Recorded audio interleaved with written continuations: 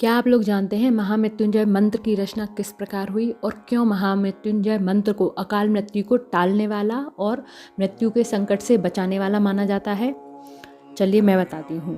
पौराणिक कथाओं के अनुसार एक समय ऋषि मृकंड ने संतान प्राप्ति के लिए भगवान शंकर की घोर तपस्या करी।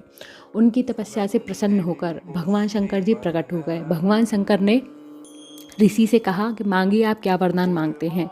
ऋषि ने कहा, प्रभु मुझे संतान प्राप्ति का वर दीजिए।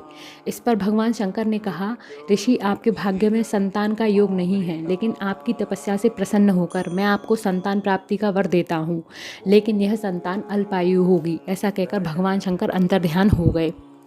कुछ समय बाद ऋषि के यहाँ एक पुत्र ने जन्म लिया।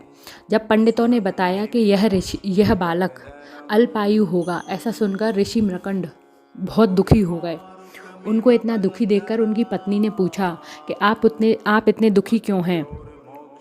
तब ऋषि ने सारी बात उनको बता दी। इस पर उनकी पत्नी ने कहा, यह बालक शिवजी का दिया हुआ है, यदि शिवजी चाहेंगे तो इस विधान को भी टाल देंगे। ऋषि मृकंड ने अपने पुत्र का नाम मार्कंडेय रखा और उन्हें शिव मंत्र भी दिया। बालक मार्कंडेय बचपन से ही शिव भक्ति में लीन रहते थे। वह शंकर जी की बहुत पूजा पाठ करते थे। जब उनकी मृत्यु का समय निकट आया, तब ऋषि मृकंड ने उन्हें सारी बात बताई और उन्होंने यह भी बताया कि अगर भगवान शंकर चाहेंगे तो इस विधान को टाल देंगे। अपने माता पिता को दुखी देखकर बालक मार्कंडेय ने शिवजी की आराधना कर उनसे दीर्घायु का वरदान लेने की सोची।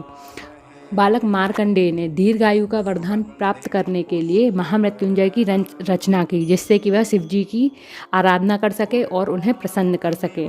जब उनकी मृत्यु का समय निकट आया तो यमदूत बालक के प्राण लेने के लिए आए। उस समय बालक मार्कंडेय बैठकर शिवजी की तपस्या कर रहे थे। जब यमदूत ने ऐसा देखा तो वो वापस यमपुरी लौट गए और उन्होंने यमराज को जाकर पूरी कथा सुनाई। तब यमराज स्वयं बालक मार्कंडेय के प्राण लेने के लिए आए और उन्होंने जैसे ही मार्कंडेय के प्राण लेने के लिए अपना पाश उन पर फेंका तो बालक मार्कंडेय शिवलिंग से लिपट गए और वह पाश गलती से शिवलिंग के ऊपर जा गिरा, जिससे कि शिवजी बहुत क्रोधित हुए और वहाँ प्रकट हो गए।